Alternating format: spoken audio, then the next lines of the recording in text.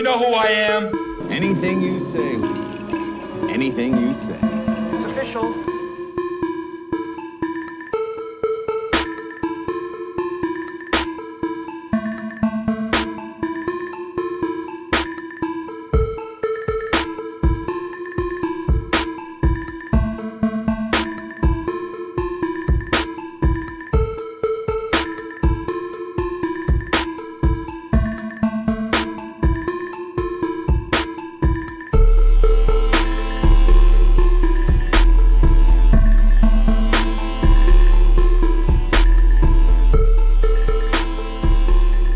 What's up, YouTube? It's your boy Thomas back again with another rendition of Truth Be Told.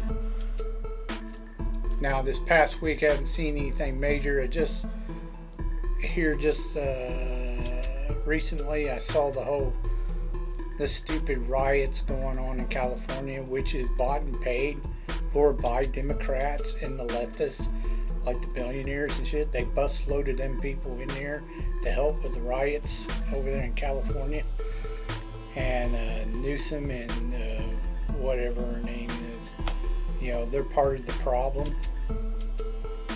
They threw a fit because Trump went in there with the National Guard to put a stop to it. These are illegal immigrants or illegal aliens, criminals that are doing this. They need to be deported, especially when they're flying around the Mexican flag and telling America to go F off. Bye. You're not supposed to even be here. Okay, so that's how I feel about that. But yeah, that's really all I saw. Oh, I saw something about they're trying to get rid of the black snake and replace him. It's just a rumor. But I saw several people talk about that. I think that's about it. That's all I've really seen that's been major news or whatever. So as I've said before, even if you don't watch the channel regularly, you've only seen a couple of videos or you don't watch it at all, it only takes 2 seconds to hit that subscribe button. It doesn't affect you or your channel whatsoever. It just helps this channel grow. So please subscribe. Also, I have another channel. It's called Easy Does It.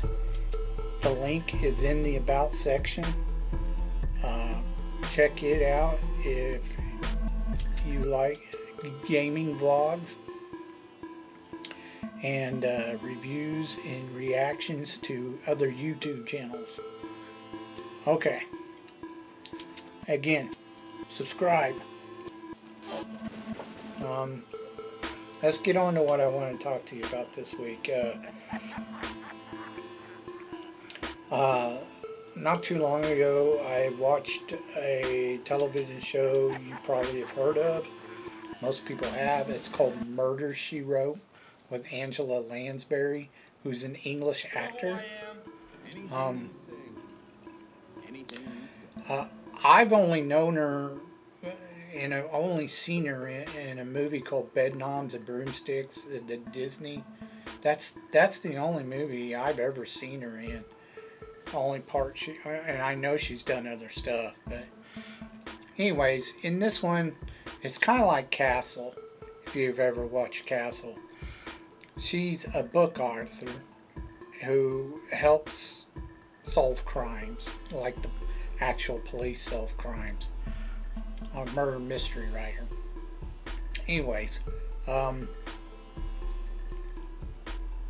there's like 12 seasons of this, and it lasted a good while, and I don't know why. Honestly, after season 5, I pretty much checked out, and there's a reason why.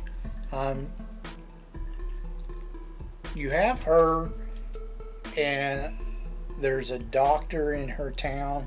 She lives in Maine. Her name's Jessica. Her character. This is her character. And there's a doctor who's good friends with her. He's the town doctor. And his character's okay, but he's not really funny or anything like that. He's just kind of there, helping her out every now and then. The character that they started out with was really good, was Tom Bosley. And he's the dad from Happy Days. But he's just funny.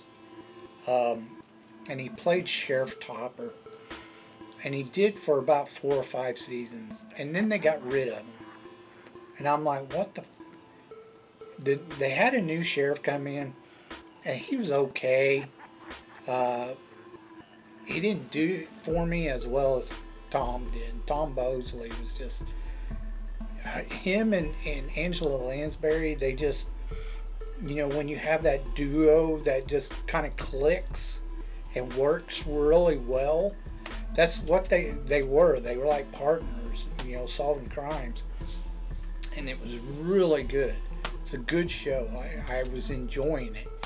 And then when they got rid of him, they brought in the new sheriff, which at first I didn't care for him because he wasn't Tom Bosley. But after a while, he kind of grows on you. He's all right. He's just, he wasn't the same. And then they went on this thing where...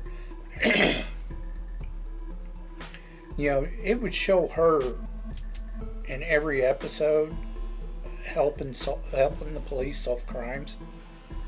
But then all of a sudden it was like every other show was her telling one of her stories and the characters in it and blah blah blah, and she wasn't even in the show. And I was like at the very, you know, the fireplace thing, you know, the guy sitting in front of the fireplace. Let me tell you a story. That's basically what it was. And then the rest of the episode was characters that had nothing to do with her. And I didn't like it after that. Like I said, I kind of checked out. I watched a few more seasons and then I was done. I just didn't like the show anymore after that. You did have some reoccurring characters. There's one guy, I think he was in Chicago as a private investigator who used to be a cop or whatever. He shows up in several episodes. There's also this guy who used to be a high-profile thief or something, and he shows up in several episodes. But her coming in and helping solve a crime, and her meeting law enforcement in different places,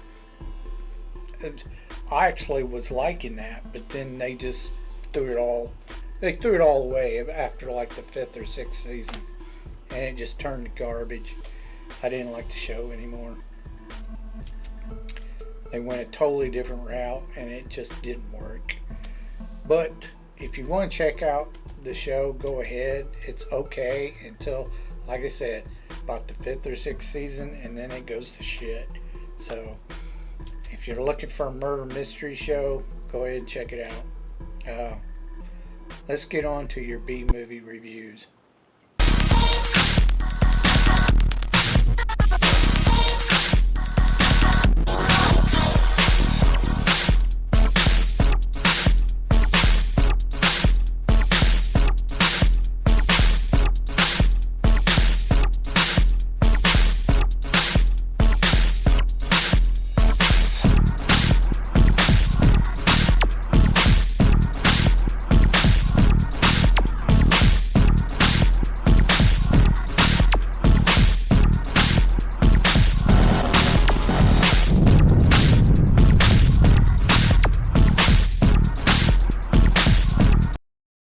Alright, Movieholics, this week is Sci-Fi Week.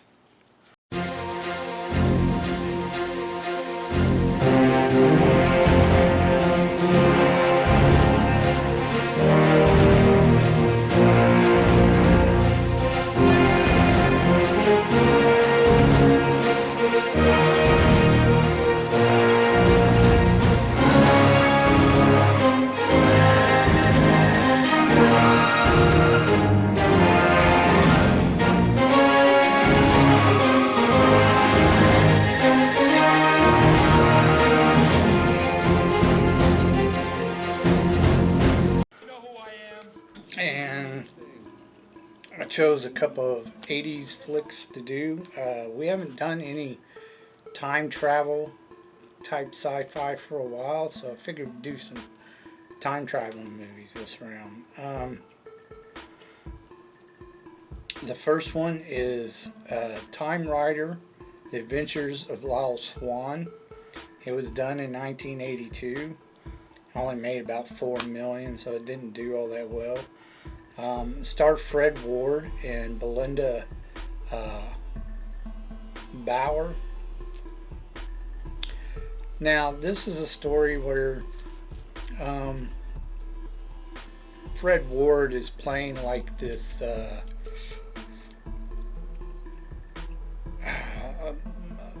motorcycle rider in a competition, like a marathon or some shit. There's different vehicles in it. He happens to be riding a cycle. For whatever reason, okay, they're of course doing it in the, near Mexico or whatever, in the desert, and just happens to have a scientific team doing a time experiment there too, and he runs across them. He stops at the site that they're phasing in and out stuff through time, and he ends up getting caught in it, and he ends up in the 1800s. They figure they need to go back and get him out before he screws up history. So they're working on trying to get him out, going back to get him out. In the meantime, Fred Ward's character runs across a couple outlaws who are in the region. The leader, one of them sees the leader of the group. He sees him riding the machine. They call it the machine because they don't know what it is. He just knows it's a machine. He wants the machine. So through the rest of the movie, they're trying to chase him down and kill him so they can take the motorcycle. Or Fred Ward runs into this. It's not really a town per se. It's like a village or whatever, and I don't think he's playing an American. He's playing like a Frenchman or something. But he's a padre, Catholic priest, whatever, and he's kind of running the town. And then there's this woman. I'm not sure if she's American or Spanish or whatever. I can't remember exactly. But she's there too. And they kind of half-ass help him out. There's a couple marshals that show up that's chasing the leader of the outlaws. They help him out. And they do eventually get the bike. And they go to the gang's hideout. And they kind of have it out with the gang, and then he gets the bike and takes off on it. All that's left is the girl and the padre. The two marshals get killed, and they end up on this cliff where they bog him down. The bad guy, the main outlaw or whatever, he kind of gets, let's just say he definitely meets a splitting ending. But a helicopter shows up to get Fred Ward out. The woman grabs his necklace at the end, and supposedly that necklace was passed down through generations of his family. Talking about, in the 1800s, his great-great-grandmother or whatever, stole it from his great-great-great-grandfather, which obviously is him. But anyways, that's pretty much the end of the movie. He gets away. They destroy the bike. It gets obliterated. It's okay. It wasn't like spectacular or anything, but it's okay for a one-time watch. It wasn't bad. It wasn't terrible. It was just okay. I give it thumbs up, thumbs down. Check it out if you want. If you like time traveling movies. I'm just not a big Western fan. There's very few Westerns that I actually like. So the fact that it went to the West, it just Wild Wild West, whatever you want to call it.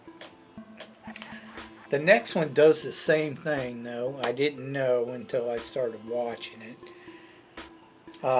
This was a TV made movie, so there's no box office numbers for it. It was done in 1987, and the movie's called Time Stalkers.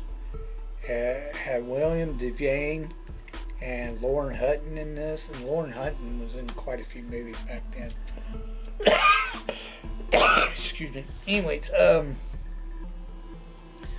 this story is William plays a professor of history or some shit like that, and he gets this theory about time travel or whatever. Him and his buddy, I can't ever think of that dude's name, but you see him all the time. He's Clint, the mailman from the TV show Cheers or whatever. He's his buddy. He's like this army general, and they go to this auction where they pick up a couple of chests from like the 1800s.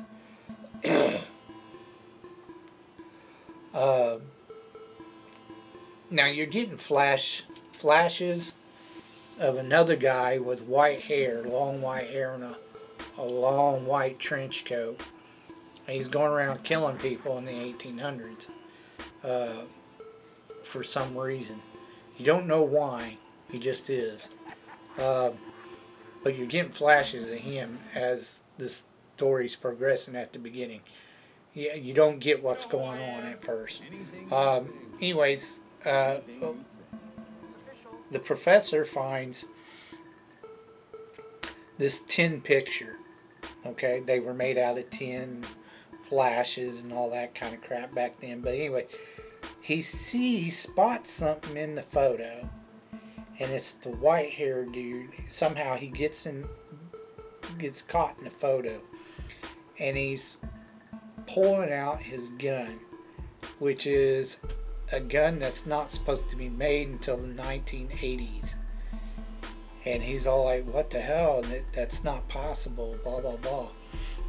Well, Lauren Hutton shows up, and she's a time traveler from way in the future.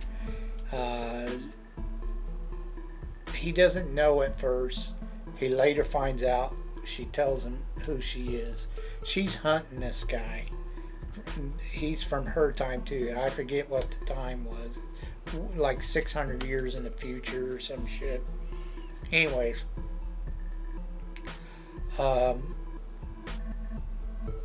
he helps her track him down, and they're trying to figure out why he's going to this particular time in history, and they find out that the president was there, and he gets rescued by some guy with two guns, sidearms with stars on them, or some shit like that. Her ancestor, her father, runs the project in the future. The white-haired guy is a scientist, and so is her father. And her father's in charge, and he tells him we can't be messing with this technology. You gotta turn it over to the authorities, blah blah blah. The white-haired guy goes, no, I want to play around in time, so he steals it. But he goes into the past because he wants to kill her ancestor, which looks like her father, of course.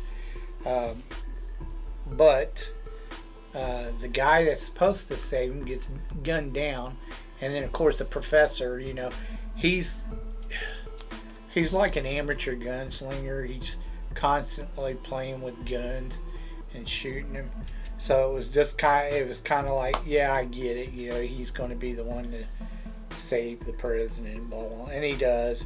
He goes in there and takes that guy's place and uses the guns to kill off all the bad guys, because they're supposed to get robbed by this gang or whatever. But the scientist shows up. He tries killing everybody too. He ends up killing him, and then everybody, the day's saved, blah blah blah. Everybody lives happily ever after. Now, at the very beginning of this movie, the professor's family, his daughter, not his daughter, but his wife and his son get killed in a car accident. And towards the end of the movie, she makes it possible that he goes back in time and saves them. So, anyways, that's the end of the movie. They left the gun and the time traveling device back in the 1800s. Like it got pushed into the mud, deep into the mud. So I don't know if they were thinking of like trying to do more with this, but it didn't turn out that way.